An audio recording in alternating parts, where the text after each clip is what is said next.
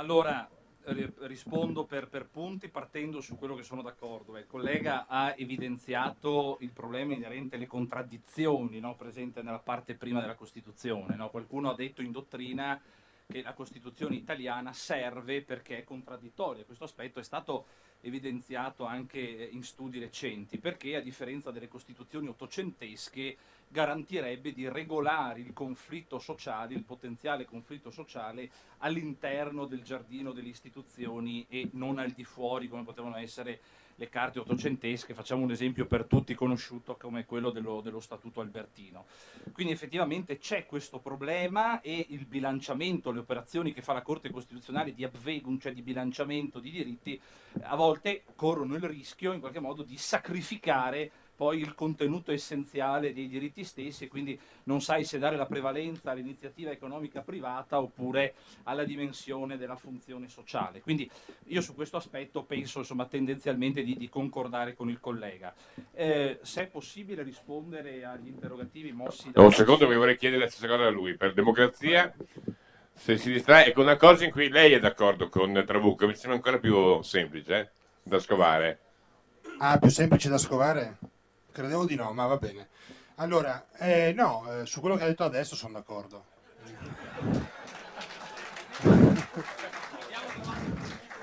No, nel senso, lascio la battuta, nel senso che in effetti concordiamo sul punto, lui peraltro è anche esperto del tema, io magari studio altre cose un po' più vaghe ma non divaghe, che la Costituzione è una carta scritta nel 47 per un semplice motivo, sapete adesso, per fare una roba, per capire quanto schifo faceva. Perché scrivono questi geni del diritto che avevano l'età media di 33 anni e mezzo un testo che ancora oggi noi subiamo? Perché lo scrivono in un anno? Quando i nostri, con tutti i limiti che hanno, pseudo parlamentari non riescono a partorire una mezza modifica concreta a partire da quella del 2001, la legge 3. Perché c'erano i carri armati fuori dalla città di Roma, carri armati statunitensi, e basterebbe leggersi il carteggio della civiltà cattolica con Papa Pio XII per capire tante cose, i quali praticamente dicevano: se non la fate voi la carta, ve la facciamo noi la carta. Come colonia degli Stati Uniti, perché così siamo stati, voglio dire, per tanti anni e per un certo verso siamo ancora. Per cui questi geni del diritto, che non lo erano geni del diritto, come dicevo prima con gli autori autorevoli, con gli autori che ho citato, evidenziano il fatto che hanno scritto una carta che ancora oggi noi subiamo, che ha evidenti limiti. Parte gli scherzi, su questo sono d'accordo con Daniele Trabucco. Grazie. Basta. Sì, forse basta. Sì. Dinca, la vedo a dir poco, la vedo a dir poco perplesso. Guardi, direi che guardi, un altro po' si mette davanti ai capelli. I miei capelli sono ormai andati da qualche anno, ormai Perché c'è. sentì gli indipendentisti? No, molto molto prima. Io sono così, io pensate che sono la persona che alle 5 di notte ha difeso l'IVA al 10% sul pellet. Io sono quella persona che in commissione di bilancio, durante la finanziaria, sono quella persona che si è tenuto 40 minuti la commissione intera alle 5 di notte su questo tema, sul tema del 10% delle pellet, il passaggio al 22% che costa 96 milioni di euro agli italiani. C'è chi lavora anche in Parlamento, io mi sento tra quelle persone, io mi sento tra quelle persone che visita le aziende. Prima abbiamo detto in maniera un pochettino così, tutti quanti nello stesso calderone, che tutte le forze politiche in Parlamento non svolgono il loro lavoro. Il Movimento 5 Stelle lavora ogni giorno, lavora in Parlamento, lavora sul territorio, lavora nelle aziende. Qualcuno ha parlato che ha deciso di non prendere un vitalizio e questo fa onore. Questa persona si chiama Alessio Morosin. A lui va i nostri complimenti e possiamo fare tranquillamente un applauso. Bene, io da marzo del 2013 a novembre del 2014 ho restituito in un fondo per le piccole e medie imprese 81.500 euro dei miei soldi. Io ho uno stipendio in Parlamento di 2.900 euro per 12 mensilità, è un ottimo stipendio. Io vivo dalle suore e ci sto molto bene. Io ho preso la vita politica, non sono un monacale, non sono un francescano, ma reputo che in questo momento vada fatta, ognuno di noi, ogni persona in Parlamento sia esempio nei confronti della cittadinanza italiana e anche veneta quindi. Io e tutti i miei colleghi insieme, veneti, abbiamo restituito quasi 1 milione di euro a questo fondo per le piccole e medie imprese. Io e tutti i miei colleghi parlamentari, eravamo in 163, siamo qualcuno in meno in questo momento, fino ad oggi abbiamo restituito quasi 11 milioni di euro dei nostri stipendi nel fondo per le piccole e medie imprese. Noi tutti del Movimento 5 Stelle ci tagliamo lo stipendio e in regione, anche in Regione Veneto, noi avremo all'incirca 2.500 euro. Questo sarà lo stipendio dei nostri consiglieri e anche in questo caso i soldi andranno in un fondo per le piccole e medie imprese. Noi tutti insieme non abbiamo preso i 42 milioni di euro di finanziamenti elettorali. Sono 42 milioni di euro. Io ricordo che i partiti politici hanno preso 2 miliardi di euro da quando abbiamo fatto quel famoso referendum col quale dicevamo che non c'era più finanziamento ai partiti. Hanno preso 2 miliardi di euro loro. Noi al primo giro abbiamo non preso, restituito, chiamatelo come volete, 42 milioni di euro. Noi siamo quelli dei fatti concreti. Anch'io prima potevo partire con la pancia delle persone, cercare il vostro applauso. Vi ho spiegato invece una posizione. E voglio dirvi una più. Io sono la persona che in Parlamento si è battuta perché Giancarlo Galan non può essere più il presidente della Commissione Cultura. Giancarlo Galan è veneto e io mi vergogno che sia veneto.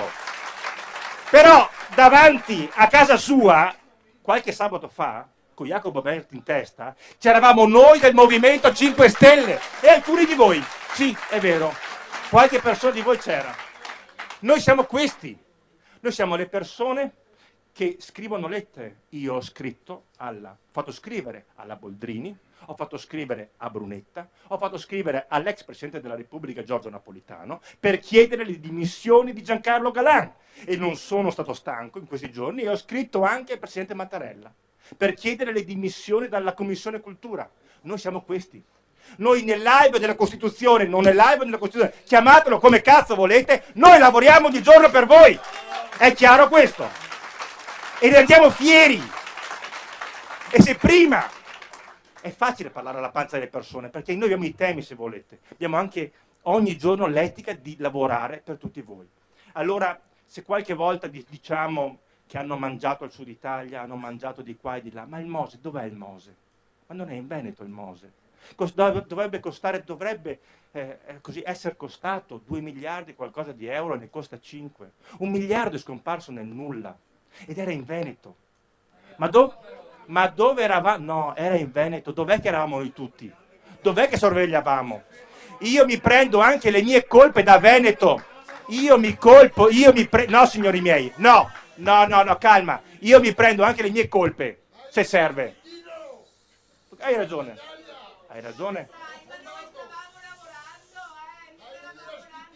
Io fino a 2 anni fa lavoravo, qualcuno ha parlato di piccole e medie imprese, io ho lavorato prima in un'azienda multinazionale, a 27 anni gestivo 100 persone, poi lavoravo in un'azienda di informatica e gestivo 300 aziende. Io facevo questo lavoro qua prima e tornerò a fare quel lavoro, prima e dopo, ma sono entrato nelle istituzioni, mi sono accorto che c'era il Mose e abbiamo fatto interrogazioni su interrogazioni. Sull'Expo, su cui hanno rubato, abbiamo fatto interrogazioni su interrogazioni, sulla TAV, sulla Terra dei Fuochi, va bene? Ovunque in questo paese vi sono dei problemi, noi interveniamo. Questo è il nostro scopo morale, e interverremo in Veneto anche all'interno della regione, che noi entriamo in 28 più 1 persone, va bene, quindi con una vittoria a 5 Stelle, o che noi entriamo con una sola persona. Noi lavoreremo per il bene di tutti. Allora, io oggi ero da 2 sindaci, ho fatto prima Voltago Gordino e poi Cencennighe, e con loro ho parlato del problema della banda larga, ad esempio. Noi siamo quelli che andiamo a trovare i sindaci, e a Voltago hanno fatto il referendum, e hanno vinto, va bene, e hanno fatto il referendum per passare col Trentino Alto Adige. Bene, io sono quello che vuole difendere i referendum che i cittadini bellunesi, perché io vengo da una terra che ha vissuto il problema di vivere tra il Trentino Alto Adige e Friuli Venezia Giulia, lo provo ogni giorno. Io sono quello che vuole difendere questi referendum. Questo forse è la differenza. È vero, in questo paese c'è il cancro, C'è il cancro in ogni istituzione, regionale, va bene, in qualche comune, soprattutto nazionale. Sì, è vero.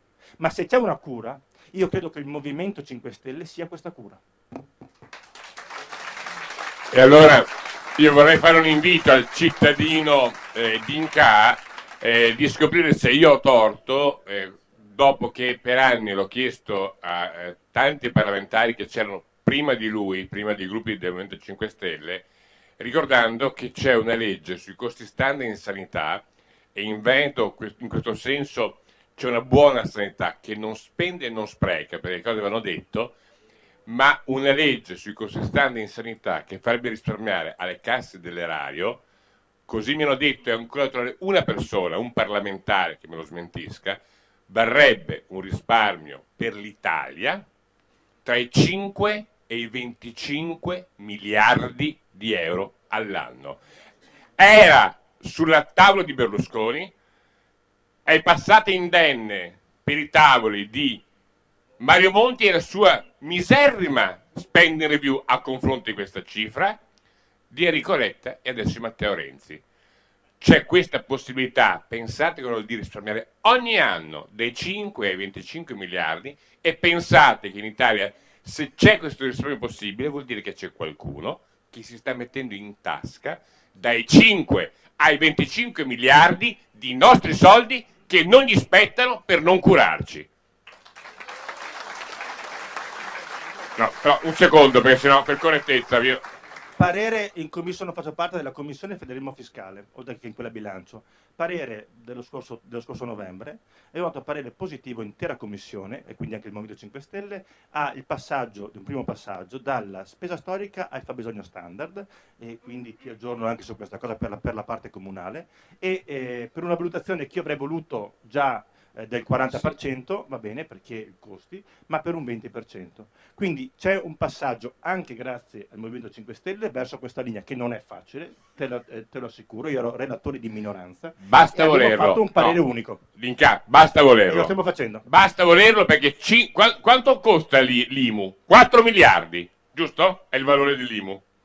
I costi standard vanno dai 5 ai 25 all'anno.